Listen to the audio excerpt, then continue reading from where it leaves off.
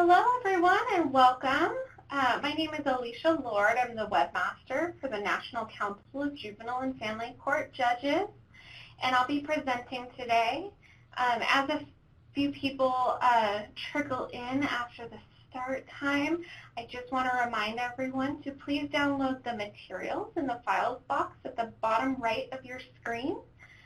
The document that says Part 4, Access for PDFs, are the PDF version of the presentation materials for today's event. This is Part 4 in a webinar series, and parts 1 through 3 are available on the TA to TA website. You do have to have a TA provider login to view those. So if you do not have an account yet, let us know and we'll help you get set up. During today's presentation, if you have any questions, please put them in the chat box that is just to the right of the presentation.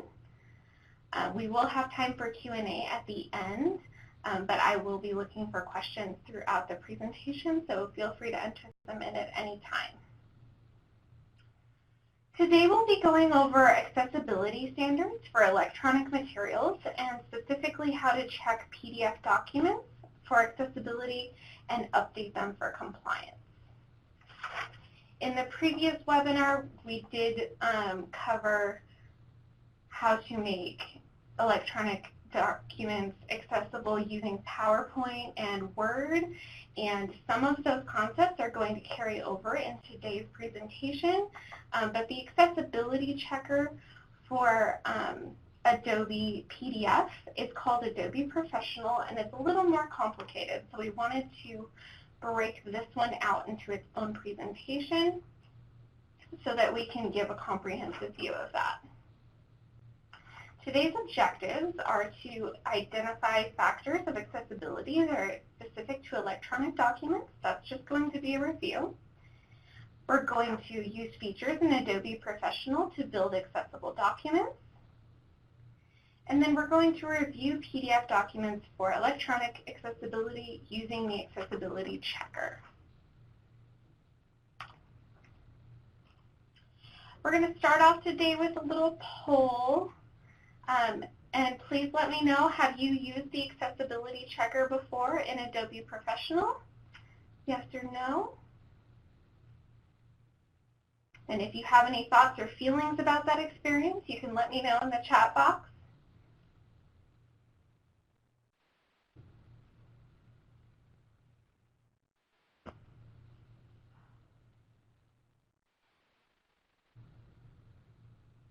Just give one more minute for anyone else to answer the poll. All right. It looks like we have one person saying yes and everyone else is pretty much saying no, that they haven't used it, so this is a great start for you. Liz just mentioned in the chat that it's overwhelming and confusing to correct so many errors. It can be very confusing and time-consuming, and so I'm hoping that today is going to make it a little easier, but sometimes it is just tedious to go through, especially very large documents. All right, thank you for everyone for participating. Like I said, today we're going to go over accessible e-documents. I just wanted to touch briefly on the type of software we're going to be using today. As I mentioned previously, Microsoft Word and PowerPoint were discussed in the previous webinar. Any Microsoft version of this software, 2016 and newer, is going to have an accessibility checker built into it. And then today we're going to be discussing Adobe Professional. It also might come up as Adobe Acrobat Pro. It might come up as Adobe 9.0. It can look like a few different things within your system depending on what version you have. Today we're going to be working with an older version just because it's a little more tedious, and so I wanted to cover our bases. If you're working with a newer version, they are a lot more user-friendly, so you might not have as many issues or as many steps to get to a certain point.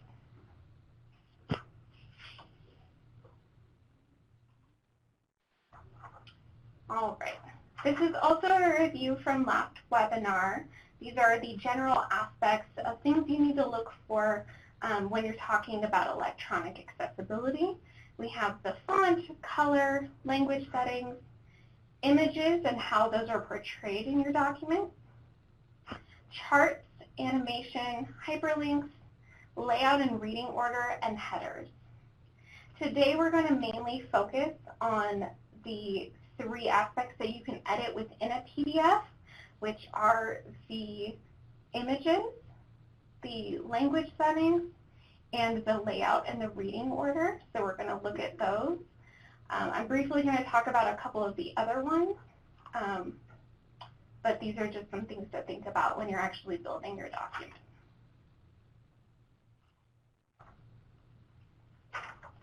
This is just a brief review of the font characteristics. These still apply to PDFs as well as Word documents and PowerPoint. When you're building a Word document or a PDF, then you want to go by the sizing suggestions for Word documents because that's usually what they are. So 12-point font minimum, 14-point font is suggested. And then you also want to make it available to have documents in bigger fonts if people do request those. For styles, the same rules apply as far as using sans serif fonts instead of serif fonts.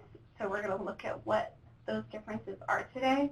Sans serif are fonts like Arial, Verdana, and Helvetica. And the serif fonts are not accessible, and I have a couple examples of them here. Anything that is a cursive font is going to be inaccessible.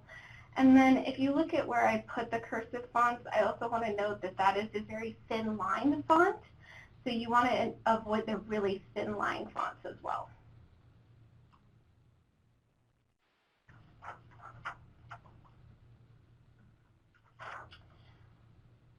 All right, moving on to color checking. These are rules that apply to both Word and PowerPoint documents and PDF documents, so we're just briefly going over them again today.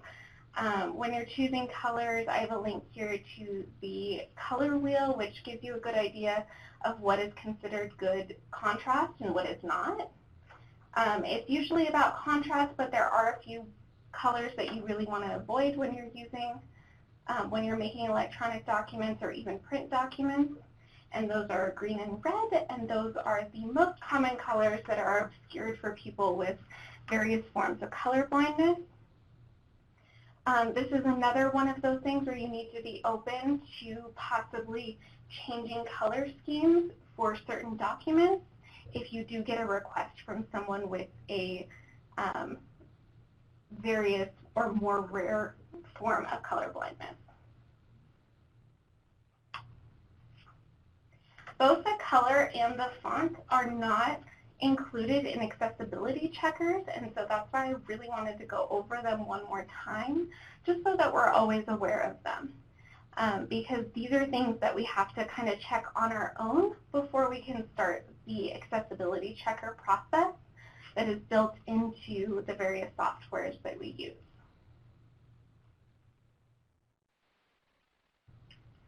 All right, so for Adobe Professional, this is what the accessibility checker looks like. We're going to have a little demo towards the end of the webinar here, but I wanted to go over kind of the process of what you look for when you're using the checker and the guidelines that you want to use based on your documents.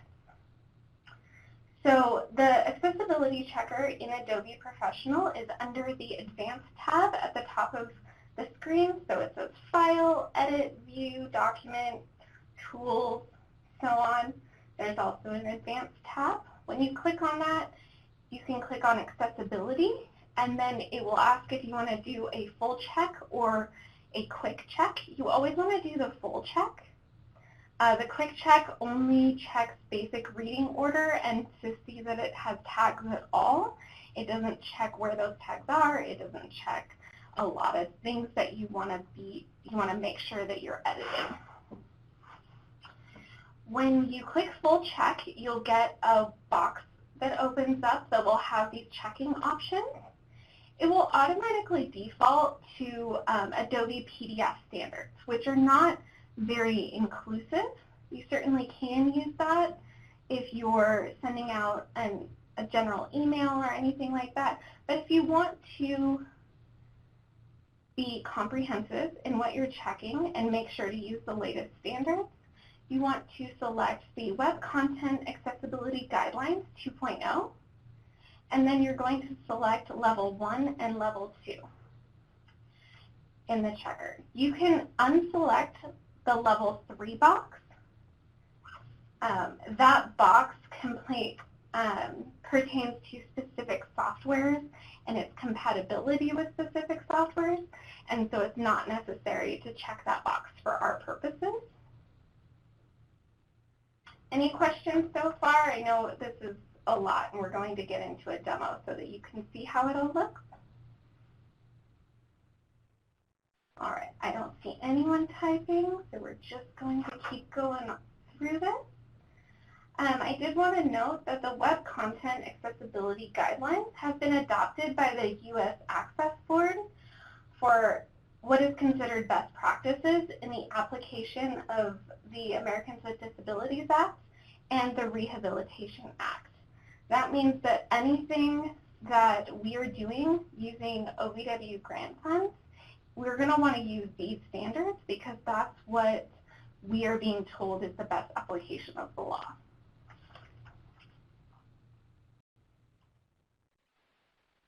All right. So after you generate your accessibility report, it's going to give you a few different options of what you can edit within the PDF. Now, obviously, it's a PDF, so you're not going to be able to edit a lot within the document and within this software, but what we're really going to address are editing the tagging and the alternative text. So for this particular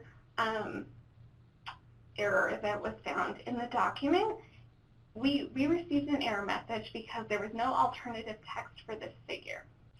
So this is a logo that was inserted into a document, and it came back as having, it was showing that it was a figure, which means image or icon, and it's just showing that no alternative text exists. So within the software, you are able to right-click this image after you pull up your report, and it will give you an option to edit the alternative text.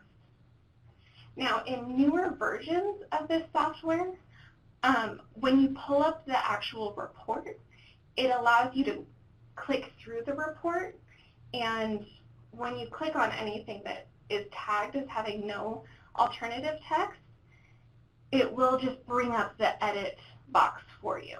That's one of those things that has become a lot easier as you go into newer versions of it, whereas the older version, when you find something with missing alternative text, you have to find that picture, you have to edit it yourself, and then you have to bring up a tagging order panel to address the lack of alternative text or to move around what the order is. And that's why I put a note in here that says touch-up reading order to edit alternative text. So if you're using an older version, you may have to go into the Advanced tab and the Accessibility tab to bring up the touch-up reading order panel so that it will allow you to edit alternative text. I know that's a little jumbled as an instruction, but every version of this software does look a little bit different. And so if you have any questions or you realize that you have a stranger looking version than what we're using or a newer version that's easier to use, please do feel free to email or call us here at TA2TA and we'll help walk you through it. So alternative text is very, very important for screen reader compatibility. So we went over a little bit about screen readers in the previous webinar, but basically screen readers allow anyone to be able to read the document without actually seeing it. So it's a voice that comes over and it reads all of the text and then we'll scan the images, and it will read whatever you put into the image alternative text as that picture. It will also read it in the same order as that picture. So if you look at the screen here, right next to figure, it says there's a little 1. That is the tagging order. And then, so if a screen reader were reading this, it would read this image first, and then it would read this text box second, because that is marked with a little 2. The alternative text for this, or for any document, needs to be short, but it needs to be relevant. So for this particular image, it is a logo for the DVRN, the Domestic Violence Resource Network. So that's exactly what we're going to put in the alternative text box. We want to make sure that people know that this was a product of that, of the DVRN. Any questions so far?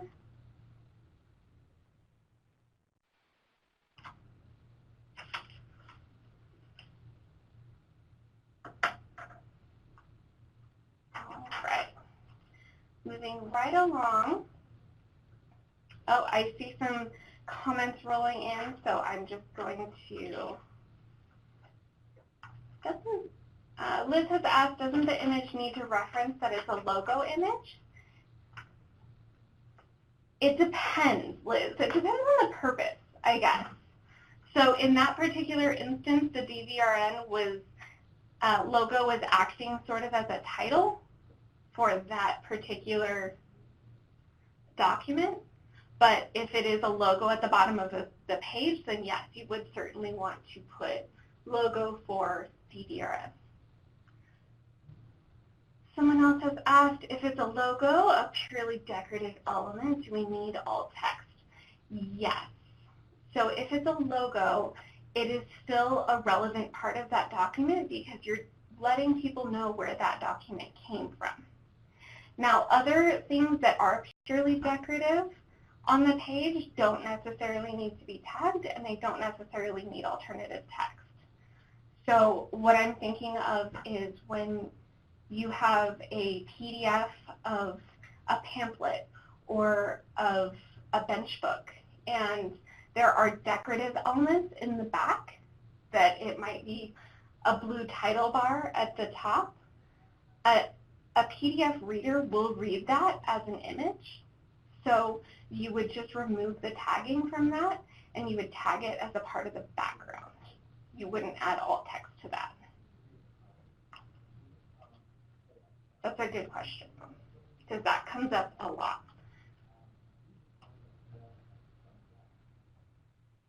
All right. Let me know if that makes sense or not, Tammy, and I'm going to move on to language settings. So, okay, great, thanks. So one thing that is usually very, very important that's missed is the language settings within a PDF. So if you make a PDF from a Word document or a PDF from a PowerPoint document that you're working with, then it likely already has the language settings included, right? Because it's working off of a document that you have already made using something that's compatible with PDF.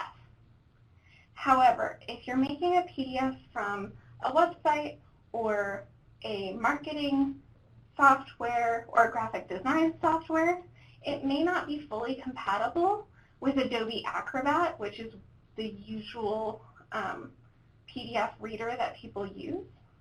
And so there may not be any language settings to actually carry over to that PDF document.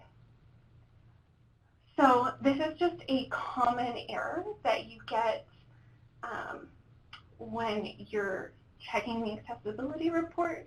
So I wanted to include it here. It's very, very easy to update the language for any document. You can go to File, and from there you go to Properties. And a window will pop up, and if you click on the Advanced tab in that window, at the bottom it will let you set the intended language. Your intended language is whatever the language that document was made in. And it's usually going to be English for us, but if you're having materials translated, then it is important to update this, because that is what language a screen reader is going to try to read your document in. So if you have a document that you had translated into Spanish and your document settings still say English, it's going to have a really hard time reading that, because the accents and general structure for different languages are different. So it's going to try to read your document as one language while phonetically reading it from text as another. So it gets very complicated, but that's just one thing that it's really easy to update, but we just want to make sure that we are remembering to update it. Hi Liz, yes, we will go over how to tag as a background when we go into the demo here really soon.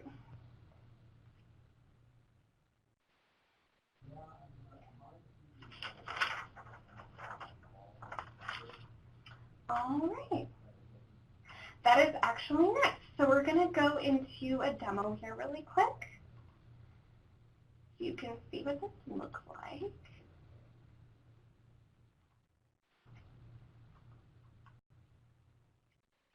All right. So this is just a document that that we had internally, and we're just going to go through the general motions of what you would do to check it for accessibility. So we're going to go to the Advanced tab. It's up at the top here to the right, and the very first option is accessibility. And if you click on accessibility, it's going to give you all of these different options. So we went over a couple of them. The quick check is not something you really want to use. It's not very comprehensive. We're going to do a full check. If you've already run a check on this and you want to pick up where you left off, you can open the accessibility report. That is especially useful in newer versions of Adobe Professional, because in newer versions, as you go down and correct things, the report will update itself. So essentially, after you add alternative text or you update the correct language, it will give you a little green check mark by those things to let you know where you left off. It's very helpful. Adding tags to documents, that is something that you may need to use. So not every document that you get will already have tags in it. So if you're saving a document as a PDF from Word or PowerPoint, and that's generally what how people get their PDFs from, then it probably already has tags in it, because it's going to take that tagging information from Word or PowerPoint. However, if you're using, like I said, marketing software or publishing software or graphic design or anything like that, it may not have those tags built into it, and so you would need to add tags to the document before you could actually run an accessibility report. So as you can see on this one, it's grayed out, so that means that the document that I'm working in already has tags on it. Touch-up reading order, that is the box that I was referring to earlier.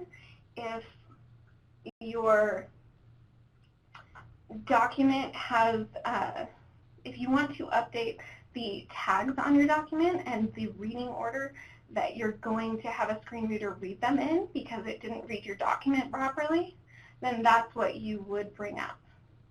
The touch-up reading order panel is actually very important to addressing the background that we were talking about earlier, Liz,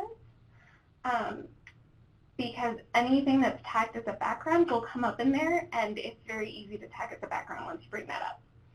So we're going to start out with the full check. I'm going to check on that. All of these default settings you can kind of leave as they are. It will let you choose a page range, so if you know you're only adding one new page to it, then you can just check that page. And then here, your default is going to be set to Adobe PDF. This is what it generally will check. The Adobe PDF settings are not terrible. They're not bad. They are just not very inclusive. So as new things have been added, the Web Content Accessibility Guidelines have been updated, and the Adobe PDF Checker has not. So from here, you want to select the Web Content Accessibility Guidelines 2.0. And then, like I said, you want to check level 1 and level 2. You can uncheck level 3 because it's not really relevant to our purposes. When you hit Start Checking, it will give you this little message saying, hey, you're not fully accessible. If you have already updated your document and you run this checker again, you'll get a different message that says, yay, your document is now accessible. The checker is complete. Since we have not done that yet, we're going to just click OK, and this report over here comes up for us, over here on the side. I'm going to make it a little bigger so you guys can see it better. So this is where all the settings come up. So this report is very wordy, and it's kind of hard to follow. So if you do have any questions, you can feel free to call us, and we'll help walk you through it. It does give you a little guide on how to add alternative text if you're having issues with that. But it will tell you that you're missing alternative text for one figure. So this is a very short document, and honestly, it actually only has one picture on it, and that picture is missing alt text. This is the content reading order panel that we were talking about. But if I go over to the report and I click no alternative text for the figure, it will highlight what figure does not have alternative text for me. So I know exactly which figure I need to adjust.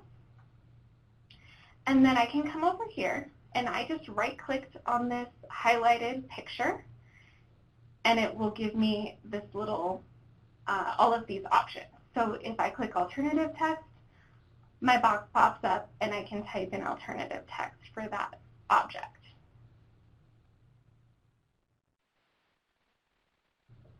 Any questions so far, or should I just keep going?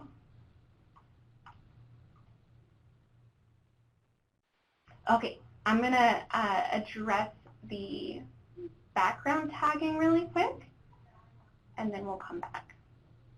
Okay, so we just added alternative text to that. Now, Liz, to your point about tagging it as a background, if I come in here and I show the reading order, it will come up with this. So this is page 1. That's how you get to this little box. This is the order panel. So if I click on page 1, it will show me everything that is tagged in that page. It will give me the title. If I click on this, number 2 is the image. But say that wasn't really an image. Say that that was a background. I can right-click on this, and I can say tag as background, and it will remove this from the reading order. So it's not technically there anymore. It's going to skip over it if it's reading, if a screen reader is reading this page.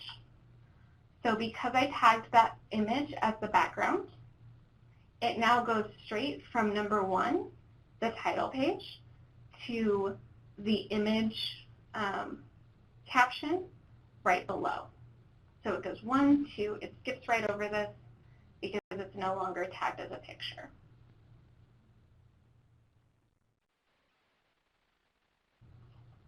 Now, this is all very, this can get very time consuming.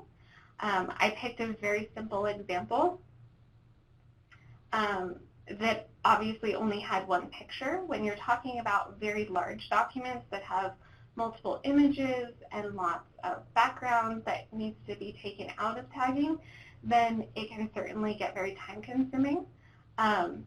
But this is something that needs to be done with any document that is posted on a website, or even that you're sharing via email, or publications that you're putting out there.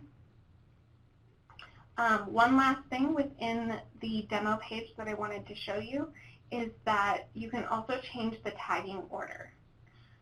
So earlier when I was talking about in the Advanced tab and go to Accessibility, when you add tags to a document that did not have any tagging before, it tends to just tag everything in the page in whatever order that automatic tagging thinks it should go.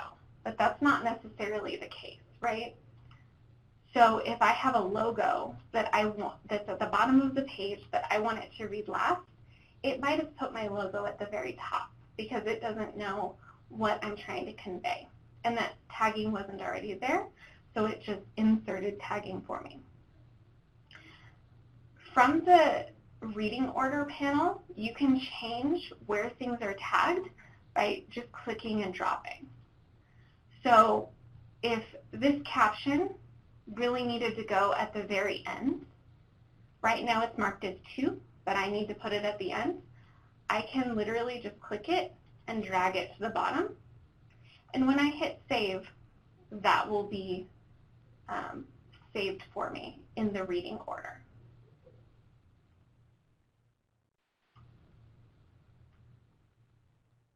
All right, I know that's a lot. It can get very clustered and time-consuming. If you have questions about this or making any documents accessible, I do encourage you to email us at info@ta2ta.org, and someone will definitely help walk you through it or assist in making something that you need accessible. It's part of what we're here for, to help you with any kind of technical assistance in that way. And if you have any more questions that come up related to the demo, just let me know. Today's key takeaways are that it's easier to build a document with accessibility in mind than it's to edit it afterwards. So this is one of the most important things that you need to, that people need to consider when you're building documents.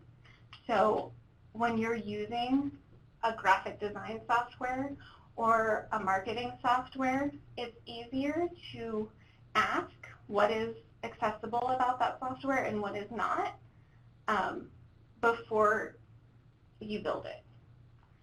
We have a marketing software that we use here, and we called them and we said, hey, this, and this is not accessible. Can you address the tagging issues in this area? And they were more than willing to work with us and update our templates so that when we're building a marketing campaign, whatever we download as a PDF will already be accessible, and we don't have to do this step afterwards. The next point is formatting does remain consistent from Word and PowerPoint to PDF, but there's a caveat to this. It only saves that formatting when you use the Save As feature. So within Word and PowerPoint, if you click Save As and save that document as a PDF, it will save all of your tagging, all of your alternative text that you have added already into that document. If you print to PDF, then tagging and alternative text is lost, because according to that software, you're printing, right? It doesn't recognize that you're printing to an electronic file. It just thinks that you're printing. To that note, I know that we use print to PDF a lot when we're doing PowerPoint. That's still perfectly fine as long as you're actually printing out that handout. If you're distributing your presentation via an online means, via email, if it's posted on a website, or if you're giving someone a flash drive with all the materials on it, then do just use the Save As PDF. option.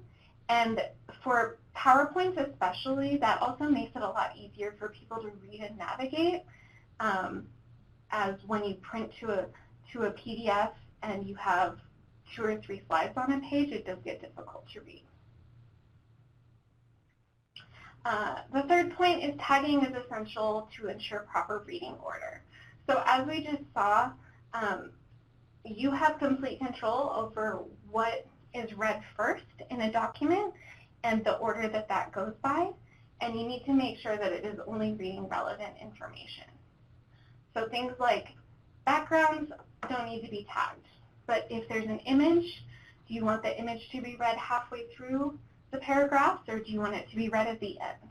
Where does that image go in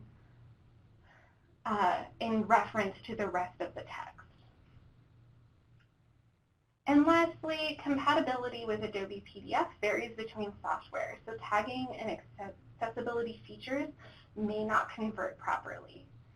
This is the main reason why it's really great that Adobe has its own software to test this, because Adobe Acrobat is a free application, right? And people can't edit it generally.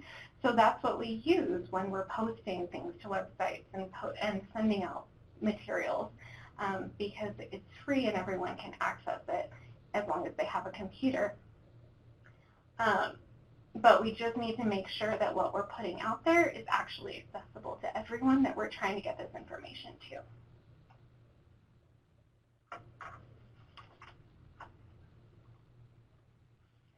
All right, here are some resources.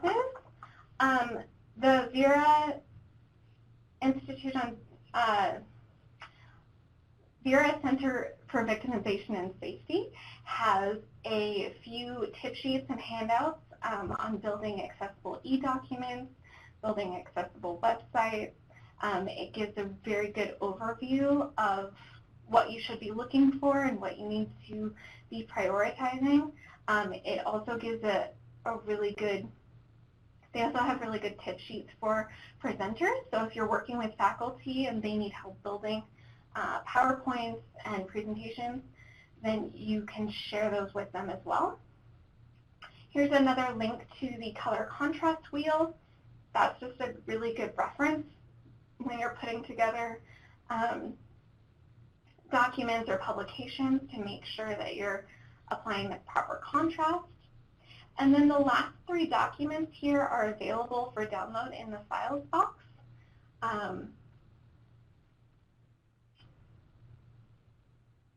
Sorry, we just got a question. Can you just demonstrate how to use the wheel? So I didn't put the wheel in the presentation, so I actually can't click on it right now. But it is just a general color wheel, and the link is available in the files box in the presentation handout. So you can click on it from there. And it gives you detailed instructions on the website of how to use it and what you should be looking for. But basically, it's a wheel of all of the colors, and as long as you stay on opposing sides of the wheel, as far as the colors that you're putting next to each other, then you have good contrast.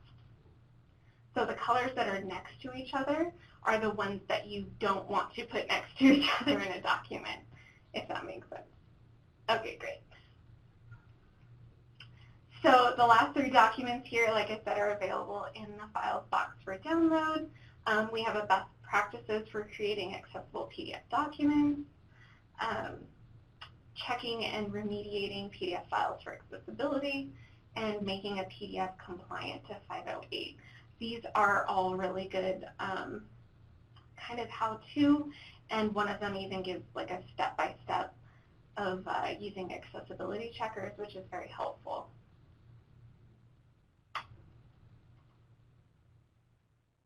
All right. I think I addressed all the questions that were typed in during the presentation, but if you have any other questions, please feel free to type them in now. While everyone's thinking about questions and typing, I'm going to put up my contact information and our contact information for TA to TA. You can email me or the general email, and we'll will get you the assistance that you need. And then I've also included here the contact for the Vera Institute of Justice, Center on Victimization and Safety. They are the accessibility technical assistance provider, and Katie Allen is their go-to person when it comes to electronic accessibility, so she can also assist if you have any questions or issues in making your documents accessible.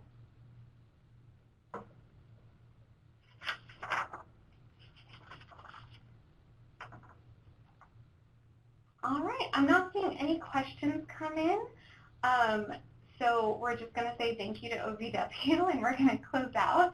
But do feel free to reach out if you guys have any questions, and I hope you have a great rest of your day.